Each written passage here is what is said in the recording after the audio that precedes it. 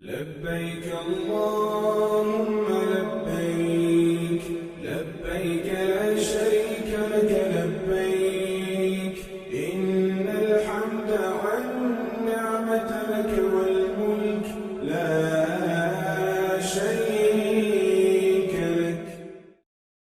اعوذ باللہ من الشیطان الرجیم. بسم اللہ الرحمن الرحیم. اللہم صلی علی محمد و آل محمد.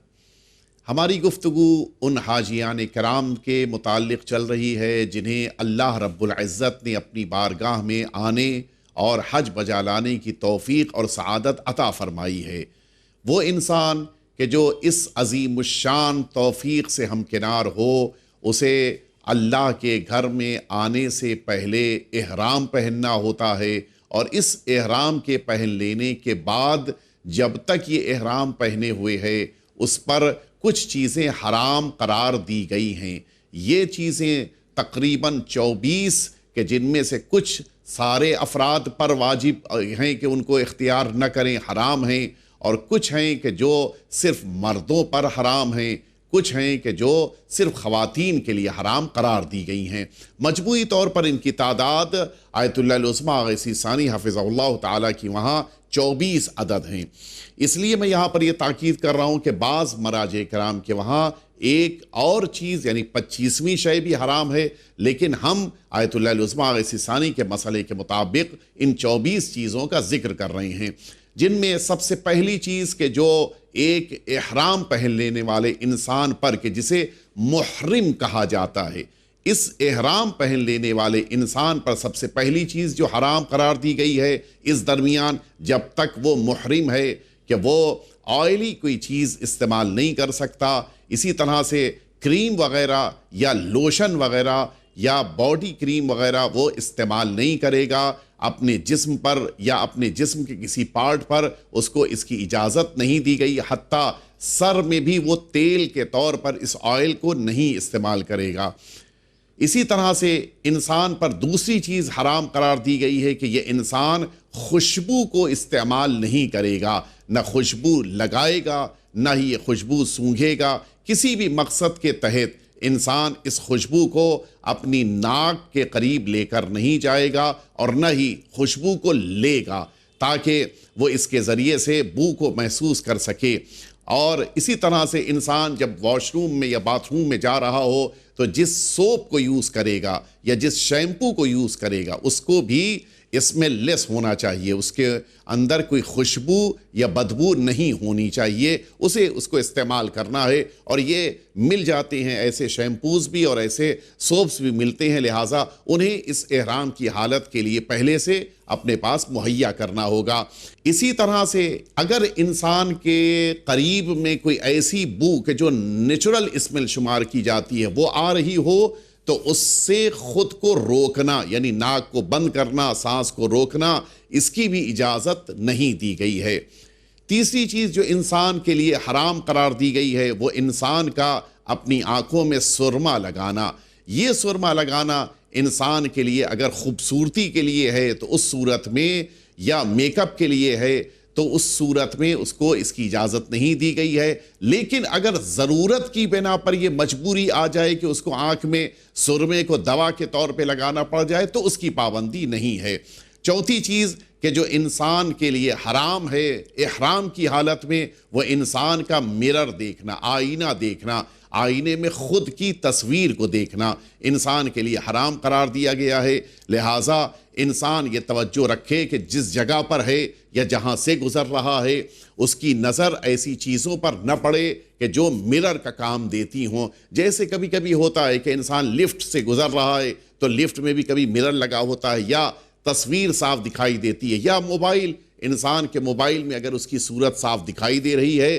تو اس سے بھی اس کو احتیاط کرنی ہے. اسی طرح سے انسان کو اگر گاڑی میں بیٹھا ہے تو اس مرر سے بھی، جس کو بیک مرر کہا جاتا ہے، اس سے بھی احتیاط کرنی ہے اگر اس میں اپنی تصویر دکھائی دے رہی ہو. صرف اور صرف اس سلسلے میں اجازت دی گئی ہے ڈرائیورز کو کہ جن کی مجبوری ہے کہ ان کو دیکھنا پڑتا ہے، ورنہ بقیہ افراد کو اس کی اجازت نہیں ہے کہ وہ مرر میں اپنی تصویر یا مرر کو دیکھیں. اسی طرح سے انسان پر پانچویں چیز جو حرام قرار دی گئی ہے احرام کی حالت میں، وہ اپنے ناخون کو چھوٹا کرنا یا کاٹنا، انسان کو اس کی بھی اجازت نہیں ہے۔ چھٹی چیز انسان پر جو حرام ہے وہ انسان کا خون دینا، یہ خون دینا بھی اس کے لیے حرام ہے، اور خون کا لینا، کسی کلیکشن کے لیے خون کا لینا بھی انسان کے لیے اس کی اجازت نہیں دی گئی ہے۔ صرف اور صرف اس صورت میں انسان اس حکم سے باہر ہے، خارج ہے، کہ جس صورت میں بے اختیاری صورت میں، یعنی جب انسان کا اختیار نہیں تھا اور ٹوتھ برش کے موقع پر اس کے دانت یا اس کے مسوڑوں سے خون نکل آئے تو اس کی اجازت ہے، یعنی اس کو حرام نہیں قرار دیا گیا ہے۔ ساتویں صورت کہ جو انسان کے لیے حرام ہے وہ بال کاٹنا، اپنا بھی یا دوسرے کا بال کاٹنا، یا بال کو پوری طرح سے صاف کر دینا اپنے بدن سے، اس کی اجازت نہیں ہے۔ انسان اس صورت میں اگر یہ کام کر رہا ہے احرام کی حالت میں تو اس کے لیے حرام قرار دیا گیا ہے۔ لیکن اگر یہی بال اس کا بے اختیاری صورت میں نکل جائے، مثال کے طور کے اوپر وضو کر رہا تھا اور یہ بال اس کے بدن کا ٹوٹ گیا بغیر اختیار کے، تو پھر اس کو اس کی اجازت ہے کہ اس پر کسی قسم کا کفارہ نہیں ہے۔ آٹھویں صورت، انسان کے بدن پر جو کیڑے آ جاتی ہیں، ان کیڑوں کو مارنے کی اجازت نہیں ہے، چاہے وہ سر کے بال میں کیڑے آ جائیں یا بدن کے مختلف جگہوں کے اوپر یہ جو زندہ کیڑے ہیں ان کو مارنے کی اجازت نہیں دی گئی ہے۔ اسی طرح سے نویں چیز انسان کے لیے جویلری کا استعمال کرنا، وہ چیزیں جو حسن کو بڑھانے کے لیے استعمال کی جاتی ہیں ان چیزوں کا استعمال کرنا، اس کی بھی اجازت نہیں ہے۔ جیسے مثال کے طور کے اوپر انسان کسی خاتون کا کان کی بالی کا استعمال کرنا، یا نارملی جن چیزوں کو حسن سمجھا جاتا ہو اس چیز کو، مثال کے طور کے اوپر انگوٹھی وغیرہ اگر حسن کے طور پر، جویلری کے طور پر استعمال کیا جا رہا ہو تو ان تمام چیزوں کو استعمال کرنا۔ اور اگر ان چیزوں کو اس نے استعمال کیا جو نارملی گھر میں استعمال کرتی تھی، مثال کے طور کے اوپر ایک خاتون ہے جو گلے میں مثال کے طور کے اوپر چین پہنتی تھی، گھر میں نارملی پہنتی تھی، زیادہ اس نے جویلری کے طور پر یا حسن کو بڑھانے کے لیے نہیں پہنا، تو اگر اس نے اس کو استعمال کیا احرام کی حالت میں تو پھر اس کو اسے شو کرنے، دکھانے کی بھی اجازت نہیں ہے، حتیٰ وہ لوگ کہ جو اس کے محرم ہیں، مثلاً اس کے والد، اس کے بھائی یا اس کے ہسبینڈ، انہیں بھی دکھانے کی اجازت اس کو نہیں ہے۔ اسی طرح سے 10ویں چیز حرام ہے جو عام حالتوں میں بھی حرام ہے اور احرام پہنے ہوئے انسان پر اور زیادہ حرام ہے، انسان کا جھوٹ بولنا، انسان کا بری زبان کا استعمال کرنا، انسان کا گالیاں دینا، اور اسی طرح سے انسان پر اپنے فخر اور مباحات کے لیے کسی جملے کو کہنا یا کسی طرح سے پراؤڈ کے جملے کو استعمال کرنا، اس کی بھی اجازت نہیں ہے۔ 11ویں چیز جو انسان پر حرام ہے وہ اللہ کے نام سے قسم کھانا، یہ بھی اسلام نے اجازت نہیں دی، اگرچہ صحیح بات کو کہنا چاہ رہا ہو پھر بھی اس کو اس کی اجازت احرام کی حالت میں نہیں ہے۔ اسی طرح سے 12ویں چیز انسان پہ حرام ہے کہ زمین کے جانوروں کا شکار کرنا، انسان کو احرام کی حالت میں اس کی اجازت نہیں دی گئی ہے۔ 13ویں چیز جو انسان پر حرام ہے وہ انسان کا اسلحے لے کر، ویپنز لے کر چلنا احرام کی حالت میں جائز نہیں ہے، سوا یہ کہ انسان کے لیے مجبوری آن پڑے تو ایسے موقع پر اجازت ہے، ورنہ نارمل کنڈیشنز میں ویپنز کو لے کر چلنا انسان کے لیے حالت احرام میں حرام ہے۔ اسی طرح سے انسان کا احرام کی حالت میں نکاح پڑھنا یا نکاح پڑھوانا، یعنی اگر کوئی انسان کسی دوسرے کا نکاح پڑھ رہا ہے تب بھی احرام کی حالت میں نکاح پڑھنے والے کے لیے حرام ہو جائے گا، اور اگر خود انسان احرام پہنے ہوئے اور اپنا نکاح پڑھ رہا ہے تب بھی اس کے لیے حرام ہے، نکاح نہیں ہوگا ایسے موقع پر۔ اسی طرح سے 15ویں صورت انسان کا استمنا، وہ کام کہ جس کے ذریعے سے انسان اپنے اوپر غسل واجب کر لیتا ہے، یہ انسان کے لیے حرام قرار دیا گیا ہے۔ اسی طرح سے 16ویں چیز انسان پر کہ جو شوہر زوجہ کے درمیان تعلقات، اس تعلقات کو بھی اسلام نے احرام کی حالت میں جائز قرار نہیں دیا ہے۔ 17ویں چیز انسان کا کسی سکون، جنسی سکون کو حاصل کرنے کے لیے کسی کا بوسہ لینا، اگرچہ وہ بوسہ جس کا لے رہا ہے وہ وائف ہسبینڈ ہی کیوں نہ ہو۔ اسی طرح سے کسی کو بری نظر سے دیکھنا یا اس کے ساتھ پیار محبت کا اظہار کرنا کہ جو جنسی سکون کے لیے ہو، اس کی بھی اجازت نہیں ہے، اگرچہ یہ کام خود وائف ہسبینڈ کے درمیان ہی کیوں نہ ہو رہا ہو، اس کی بھی اجازت نہیں ہے احرام کی حالت میں۔ اسی طرح سے کسی کو ٹچ کرنا کسی غلط نیت کے ساتھ جنسی سکون کے لیے، اس کی بھی اجازت نہیں ہے، اگرچہ یہ شوہر زوجہ ہی کے درمیان کیوں نہ ہو۔ اسی طرح سے انسان کے لیے اپنے سر کو پانی میں ڈبونا، اور یہ دونوں کے لیے ہے، یعنی اگر خاتون محرم ہے یا مرد محرم ہے، دونوں کے لیے اس کی اجازت نہیں ہے۔ اور اسی طرح سے 20ویں حصے میں یہ بھی بیان کیا گیا ہے کہ مرد کے لیے اپنے سر کو ڈھانکنا احرام کی حالت میں اس کی اجازت نہیں ہے۔ اگر کوئی شخص اپنے سر پہ مثلا ٹوپی لگا رہا ہے یا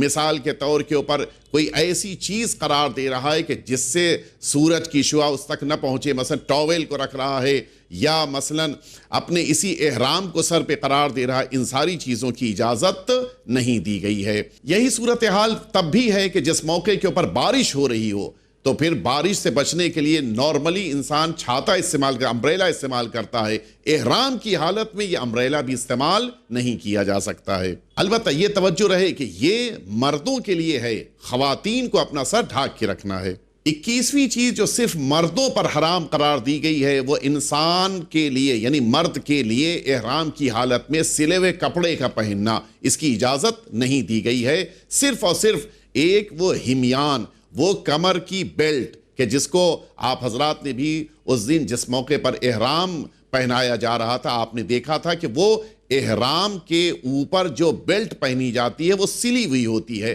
صرف اس کو پہننے کی اجازت ہے۔ اسی طرح 22ویں چیز جو مردوں کے لیے حرام ہے احرام کی حالت میں، وہ مردوں کا سائے میں چلنا اور سائے میں رکنا، یہ دونوں چیزیں مرد کے لیے حرام قرار دی گئی ہیں، لیکن یہ سفر کی حالت میں ہیں، منزل کی حالت میں نہیں ہیں۔ یعنی جس موقع پر مثلا میقات سے مکہ معظمہ تک آ رہا ہے، تب تو اس کے لیے سائے میں چلنا یا رکنا یا بیٹھنا جائز نہیں ہے، لیکن اگر یہ مکہ معظمہ میں انٹر ہو جائے اور اپنے ہوٹل میں جائے، ریسٹورنٹ میں جائے، تو ایسے موقع پر اس کو اس کی اجازت ہے۔ لیکن یہاں پر یہ توجہ رہے کہ جب یہ احرام کی حالت میں ابھی اپنے شہر میں انٹر نہیں ہوا ہے، سفر کی حالت میں ہے، اس انسان کے لیے دوپہر میں سورج سے بچنے کے لیے یا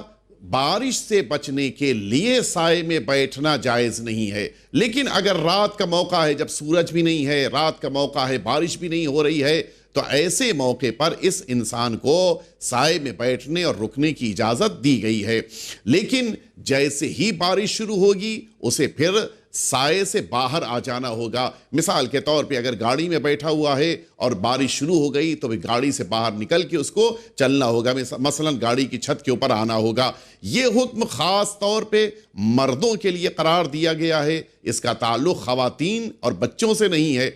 اگر خواتین اور بچے احرام کی حالت میں ہیں تو وہ گاڑی کے اندر بھی بیٹھ سکتے ہیں اور اپنے سفر کو اس انداز میں کہ وہ سائے میں ہیں جاری رکھ سکتے ہیں۔ یہاں پر ایک بات اور قابل توجہ ہے کہ اگر انسان کسی خاص کام کے لیے سفر کے دوران رکے، مثال کے طور پہ کھانا کھانے کے لیے رکا یا نماز پڑھنے کے لیے رکا، ایسے موقع پر اس کے لیے چونکہ اب وہ سفر کی حالت میں نہیں ہے، ایسے موقع پر اس کے لیے سائے میں رکنا یا بیٹھنا اس کی اجازت دی گئی ہے۔ 23ویں چیز جو احرام کی حالت میں حرام قرار دی گئی ہے وہ مردوں سے متعلق ہے کہ مردوں کے لیے اپنے پیر کو ڈھانک کر رکھنا، وہ ڈھانکنا اگر شوز کے ذریعے سے ہو یا ساکس کے ذریعے سے ہو یا حتیٰ اپنے احرام کے کپڑے کے ذریعے سے بھی ہو یا کسی بھی کپڑے کے ذریعے سے ہو، اس کی اجازت نہیں دی گئی ہے، بلکہ انسان کو حتیٰ اس سلیپر کو استعمال کرنا ہے مرد کو کہ جو پیر کو پوری طرح سے ڈھانکے نہیں بلکہ پیر کھلا ہوا سمجھا جائے۔ اس کے لیے اس کو خاص طور سے حکم دیا گیا، لہٰذا جس سلیپر کو استعمال کریں اس پر بھی توجہ رہے کہ وہ پوری طرح سے پیر کو نہ ڈھانکے۔ یہ خواتین سے متعلق حکم نہیں ہے، خواتین اپنے پیروں کو ڈھانکنے کے لیے شوز بھی استعمال کر سکتی ہیں اور ان کے لیے ساکس کی بھی اجازت ہے۔ 24ویں چیز جو حرام ہے احرام کی حالت میں، وہ خواتین کا اپنے چہرے کو چھپانا ہے، کہ اس کی اجازت نہیں ہے کہ احرام کی حالت میں اپنے چہرے کو نہیں چھپا سکتی ہیں، بلکہ انہیں اپنے چہرے کو کھلا رکھنا ہے۔ اور اس چہرے کو اگر اس چہرے کو وہ بہت زیادہ تیز چلتی ہوئی ہوا سے بچانے کے لیے یا کسی خاص وجہ سے کسی طرح سے ڈھانکنا بھی چاہیں تو اپنے ہاتھ کو چہرے سے دور رکھتے ہوئے وہ اپنے چہرے پر اس ہاتھ کو قرار دے سکتی ہیں۔ یہ 24 چیزیں جو احرام کی حالت میں مرد اور عورت پر حرام قرار دی گئی ہیں، ان کے اگر کسی نے ان میں سے کسی کو اختیار کیا تو اسے کفارہ دینا ہوگا۔ یہ کفارے کی تفصیل آپ کی خدمت میں اس لیے بیان کی جا رہی ہے تاکہ ہم سب ان حرام چیزوں سے احرام کی حالت میں خود کو بچا بھی سکیں، اور ساتھ ہی ساتھ اگر بائی چانس کسی سے یہ انجام پا جائیں تو ان کفاروں کے ذریعے سے اپنے احرام کو اور اپنے حج کو بہتر طریقے سے صحیح کر سکیں۔ یہ 24 چیزیں کہ جن کی بنا پر انسان کفارے کا مستحق قرار پاتا ہے اور اسے کفارہ دینا پڑتا ہے،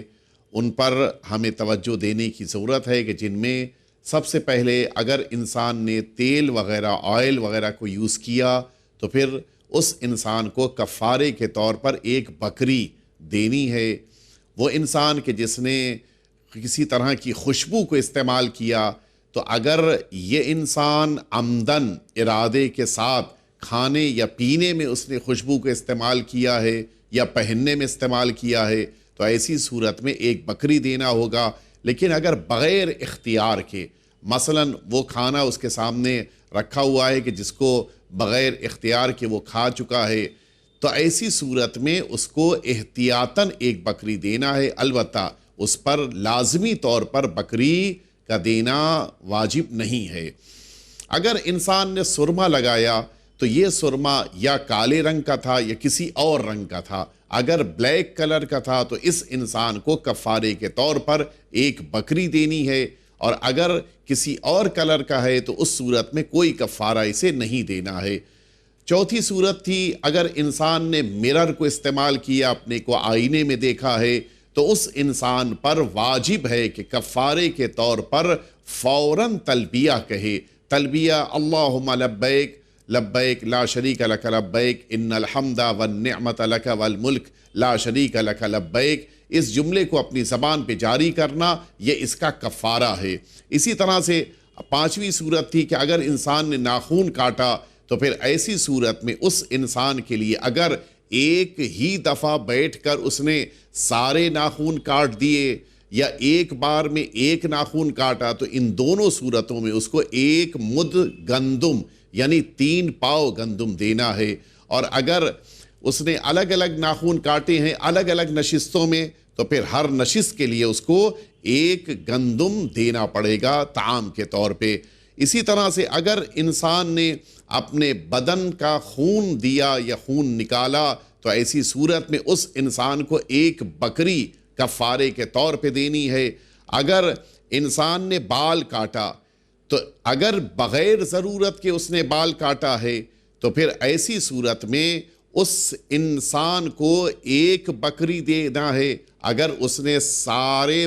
سر کے بال کو اتار دیا ہے، لیکن اگر یا جہاں کا بال اتارا ہے پوری طرح سے اتار دیا ہے، اگر لیکن ضرورت کوئی مجبوری آن پڑی تھی کہ جس کی بنا پہ یہ بال اتروانا پڑا تو پھر ایسی صورت میں اس کو ایک بکری بطور کفارہ دینا ہے، یا 3 دن روزہ رکھنا ہے، یا پھر 6 مسکین کو کھانا کھلانا ہے۔ اور اسی کے ساتھ ساتھ اگر اس انسان نے بے وجہ اپنے بدن کو کھجایا اور اس کھجلی کی بنا پر کھجانے کی بنا پر اس کے بدن کا کوئی بال ٹوٹا تو ایسی صورت میں ایک مٹھی طعام اس کو کفارے کے طور پہ دینا ہے۔ 8ویں صورت تھی کہ اگر انسان کے بدن میں کوئی ایسے کیڑے وغیرہ ہوں کہ جن کو وہ مار دے، تو مثلاً جوں ہے یا مثلاً کوئی اور کیڑا زندہ اس کو مار دیا، تو اسے 1 مٹھی طعام یا گندم کو صدقے کے طور پر دینا ہے، یہی اس کا کفارہ ہے۔ اس موقع پہ جب کسی احرام پہنے ہوئے شخص یا عورت نے یا مرد نے زیورات کو استعمال کیا، تو پھر ایسے موقع پر اسے کوئی کفارہ نہیں دینا، لیکن اس کے لیے یہ کام شریعت نے جائز نہیں قرار دیا ہے۔ یہ 9ویں صورت صرف وہ اکیلی جگہ ہے کہ جہاں پر کوئی کفارہ قرار نہیں دیا گیا ہے۔ 10ویں صورت کہ جہاں انسان جھوٹ بول رہا ہو یا مثال کے طور پہ فخر و مباحات کر رہا ہو یا زبان خراب غلط استعمال کر رہا ہو، تو ایسی صورت میں اسے استغفار کرنا ہے اور احتیاطاً اسے 1 گائے کو کفارے کے طور پر بھی دینا ہوگا۔ 11ویں صورت کے جہاں پر اس نے اللہ رب العزت کی قسم کھائی ہے، اگر یہ سچی اور صحیح قسم کھائی ہے، 3 بار قسم کھا چکا ہے، تو پھر اس انسان کو 1 بکری کفارے کے طور پہ دینی ہے۔ لیکن اگر یہ انسان جھوٹی قسم کھا رہا ہے تو پہلی بار قسم کھانے پر 1 بکری اور دوسری بار قسم کھانے پر پھر 1 بکری دینا ہے، اور اگر تیسری بار بھی اس نے اللہ رب العزت کی جھوٹی قسم کھا لی تو پھر اس انسان کو 1 گائے قربان کرنی ہوگی۔ اسی طرح سے 12ویں صورت کہ اگر اس نے شکار کیا تو شکار الگ الگ ہیں اور ہر شکار کے لیے الگ الگ کفارہ ہے، لہٰذا اس کے لیے جو خاص کتابیں حج سے متعلق ہیں ان کی طرف رجوع کرنا ہوگا۔ 13ویں صورت کہ اگر انسان نے اسلحہ اختیاری حالت میں استعمال کیا، یعنی اپنے پاس اسلحہ ویپن کو لے کے گیا، تو پھر ایسی صورت میں اس انسان کو 1 بکری کفارے کے طور پہ دینی ہوگی۔ لیکن اگر مجبور ہو گیا تھا، اتنے زیادہ خطرات تھے کہ جن سے بچنے کے لیے ویپن کو اپنے ساتھ لے کر گیا، تو ایسی صورت میں اسے کفارہ نہیں دینا ہے۔ 14ویں صورت کے جہاں پر انسان نے اپنا نکاح پڑھا یا کسی کا نکاح پڑھ دیا احرام کی حالت میں، تو اگر اس احرام کی حالت میں پڑھے گئے نکاح کے بعد یہ خاتون اپنے شوہر کے ساتھ زندگی گزارنے لگی اور تعلقات بھی برقرار ہو گئے، تو پڑھنے والے کو بھی اور شوہر زوجہ ان دونوں کو 1 اونٹ قربانی کرنی ہوگی تاکہ اس کو کفارے کے طور پہ دیا جا سکے۔ اسی طرح سے اگر کوئی ایسا کام کہ جس کی بنا پر انسان اپنے اوپر غسل واجب کر لیتا ہے، استمنا وغیرہ، تو ایسی صورت میں یہ بڑا سخت مرحلہ ہوتا ہے کہ جس پر ہمیں خاص توجہ دینے کی ضرورت ہے۔ اگر یہ عمل احرام حج کی حالت میں ہو، حج تمتع میں احرام کی حالت میں ہو، اور مشعر الحرام یعنی مزدلفہ میں قیام سے پہلے یہ عمل انجام پایا ہو، تو ایسی صورت میں کفارے کے طور پر گائے یا اونٹ کو قربان کرنا ہوگا، اور اس سال کے حج کو کمپلیٹ بھی کرنا ہوگا، اور اگلے سال دوبارہ حج کرنے کے لیے آنا پڑے گا۔ اور اگر یہ احرام جس میں یہ عمل انجام پایا ہے یہ عمرہ تمتع کا ہے، اور سعی کرنے سے پہلے اگر انسان نے یہ حرام کام انجام دیا، چونکہ یہ کام بقیہ دنوں میں بھی حرام ہے، احرام کی حالت میں بھی حرام ہے، یہ کام اگر انجام دیا تو کفارے کے طور پر اسے گائے یا اونٹ کو قربان کرنا ہوگا، اور رک کر اس حج کو مکمل کرے گا، اور رک کر اگلے مہینے وہ 1 مکمل عمرہ مفردہ کے طور پہ انجام دے گا۔ 16ویں صورت کے جہاں پر شوہر زوجہ کے درمیان تعلقات قائم ہوئے، تو وہی صورتحال جو اوپر بیان ہوئی تھی، اگر یہ احرام حج میں ہے اور مشعر الحرام یعنی مزدلفہ سے پہلے تعلقات برقرار ہوئے، تو ایسی صورت میں اونٹ دینا ہوگا، قربان کرنا ہوگا، یا اگر اس کے لیے ممکن نہیں ہے تو بکری قربان کرنا ہوگا، اور اس سال کا حج اس کو مکمل کرنا ہے، اور اگلے سال دوبارہ حج کرنے کے لیے آنا پڑے گا۔